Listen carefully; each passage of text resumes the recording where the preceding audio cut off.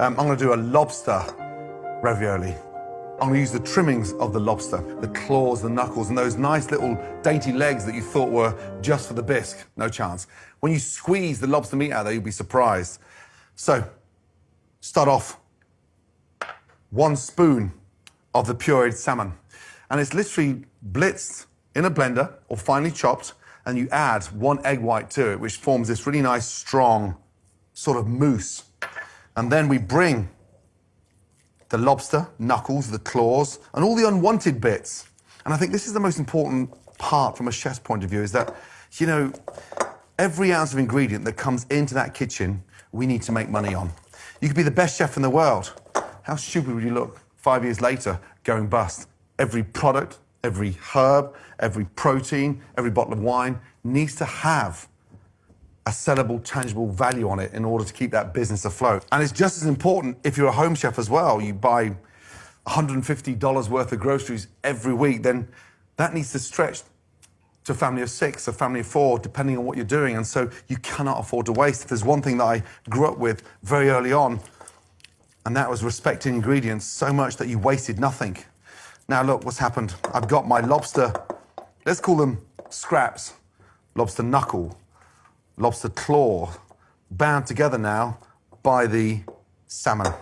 So the little bits of salmon that we didn't use, blend, mix that with an egg white, and then puree the salmon. And look, it holds this wonderful glue for your ravioli mix.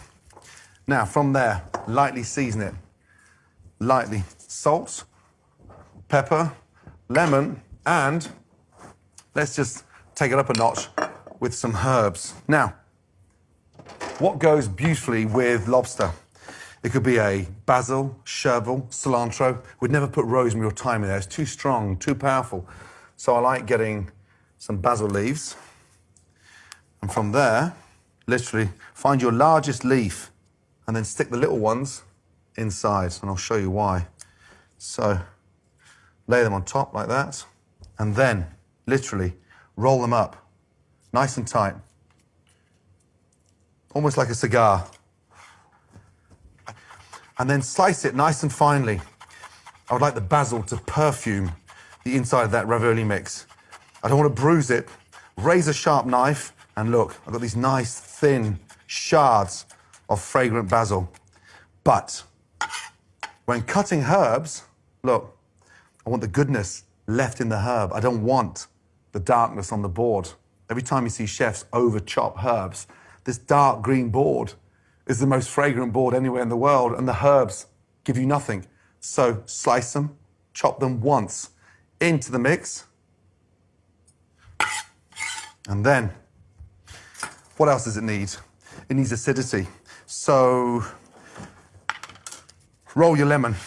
When you roll a lemon or a lime like this, it makes it so much more juicy. It bursts those wonderful little cells inside and creates so much more juice. And it's easier to squeeze. But first, I'm a big stickler in wasting nothing. So I take the zest of everything, from oranges to lemons to limes, you name it. Even if I'm not cooking with it, I'll season my salt with the zest. So we've got this fragrant salt. Now, lightly grate the zest of the lemon in. You know, cooking fish is rich. It's extraordinary. The texture's amazing. But what it does need is acidity, because it brings out that natural flavor of the fish, and it lifts up the flavor of the fish.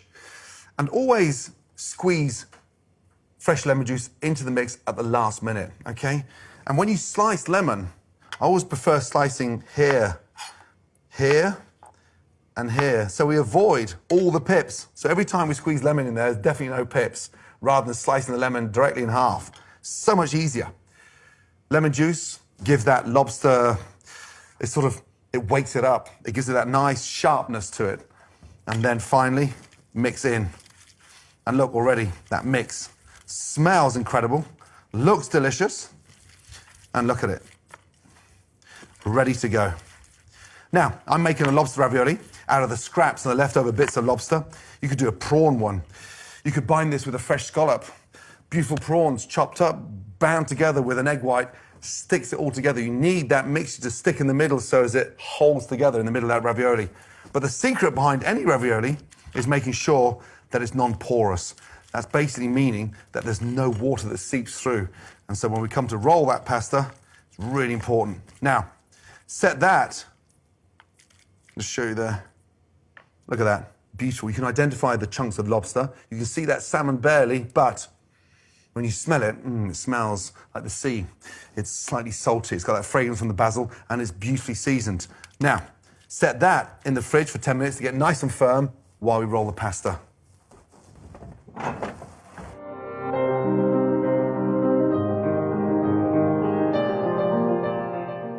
Everything gets set. Got my lobster mix there, got my cutter here, and I've got a little egg yolk.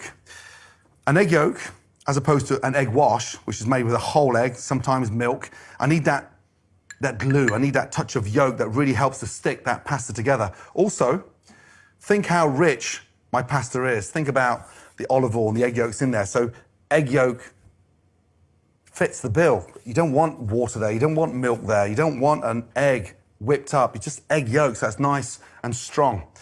Now, the exciting part, lightly season the marble and your hands with the flour. At this point, because the pasta's so thin, be careful not to add too much flour, otherwise it will dry the pasta out. Pull the cling film back, and then, look, pick up your sheets and literally start cutting. Now, that's the size of cut I'm going to be using today. And keep them close together. Let's start off with 4. I'm going to show you the basic technique on how to manipulate the pasta together. Now, the secret is literally in the twisting and turning. So get set up. Top, bottom, top, bottom, top, bottom, and then you can see how transparent that pasta is. Keep that literally covered, okay? That stops it from drying out. Get your mix and spoon the mix into the center of the disc. Really important, okay? Shape it on the spoon first. Try not to shape it on the pasta, otherwise you'll move it all over the place. Shape, shape, shape first on the spoon, and it protects your pasta. Now, I didn't start out making lobster ravioli. You're joking. I needed to practice for months on end with mashed potato because I couldn't afford to get one wrong. So I was never allowed to be let loose on the actual lobster. I had to start off with mashed potato. Once I mastered the mashed potato, then I went to shrimp. After shrimp, I went to salmon. After salmon, I was finally allowed onto the lobster. So delicate. Egg wash around the outside, very, very quickly. No seasoning in the egg wash, doesn't need it. You've got all the seasoning inside. But from there, take up the disc, thumb on the top, there, up and over, and lift up into the air and knit together. But I'm feeding it with this thumb, I'm pulling back with this thumb.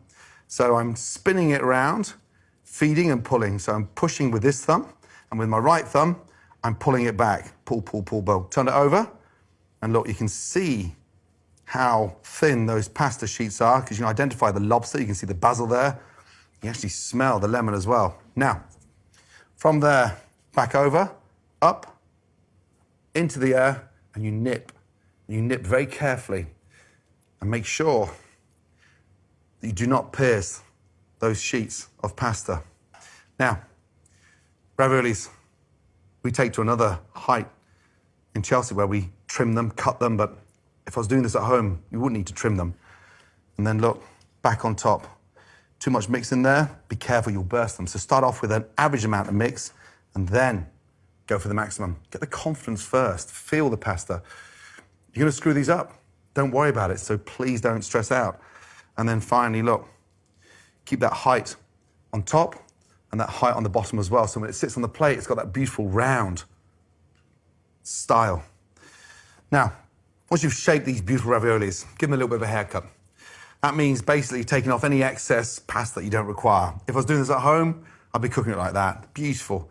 In the restaurants, then we take our cutter, we just come over the top, push down, spin it around. So you've got these nice little sort of large, I call them lobster eyeballs. So you've got that nice sort of quirky, beautiful shaped, delicate ravioli. Again, come in there, shape it beautifully, turn it around, and give it a little trim. We call this haircuts. You can see a beautiful shape now. So look, let's pretend my marble's a plate for a minute and look already how they're sitting. And so, last one, come in, push down, turn it around. Now, you can go fluted edge. You can go a little bit fancy if you wanted. I just like the plain edge. And look, I want those points hitting the side. 1, 2, 3, beautiful raviolis.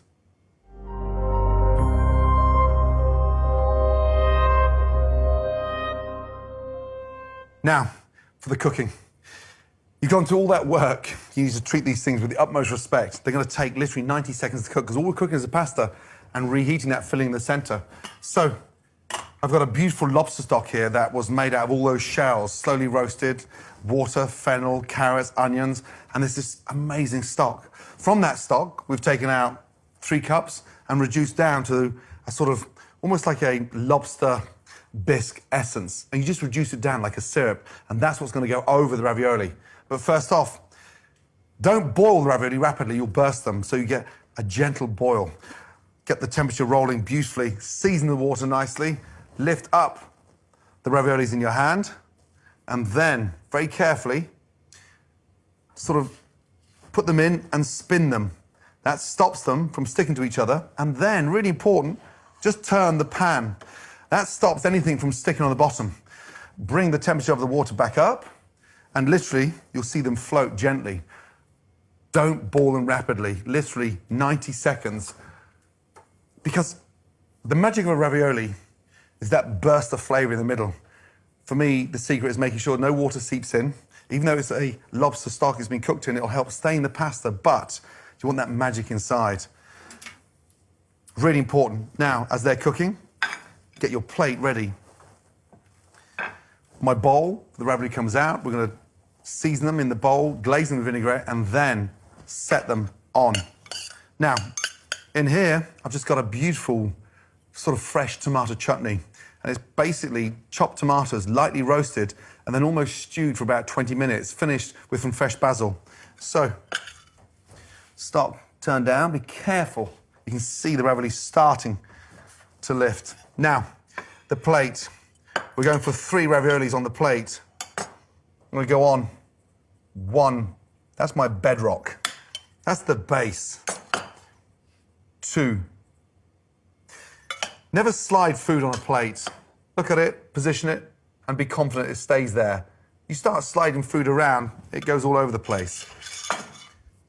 10 seconds and the raviolis are coming out. Now, a spider. We can go in, lift up, into the bowl. Inside the glass bowl, classic vinaigrette, olive oil, lemon juice, and a touch of salt. Glaze the bowl with the vinaigrette. Gently come underneath. Raviolis out,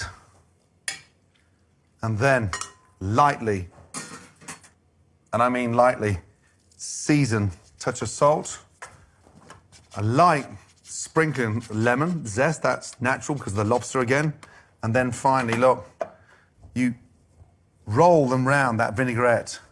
You let those raviolis sort of steep in there for 10 seconds, and then very carefully, not with a fork, not with a knife, but with a spoon, because it sits in beautifully with that ravioli. Look, you lift them up. You place each one on top of that wonderful fresh tomato chutney. I want the points coming in to each other. And that's my little bedrock I said earlier. That's the bit that gives my plate the height. Turn the plate round towards you. Don't go over the plate in case you drip into it. And just get those points sitting in. Now, from there, you've got your lobster stock. Go over each ravioli once. And it's a sort of lobster glaze. And then finally, with your vinaigrette. And this is the classic vinaigrette that literally just cuts in to the richness. And then We've got our micro sorrel, our micro herbs, and look, you just let that sit beautifully. When I say sit, I want a bit of height. Micro basil, micro sorrel, and just give it a touch of elegance. Literally, two things on a plate. Your fresh tomato chutney and your beautiful ravioli. But give it some finesse. Let it sit naturally. That, for me, is how to perfect a beautiful ravioli of lobster. Beautiful.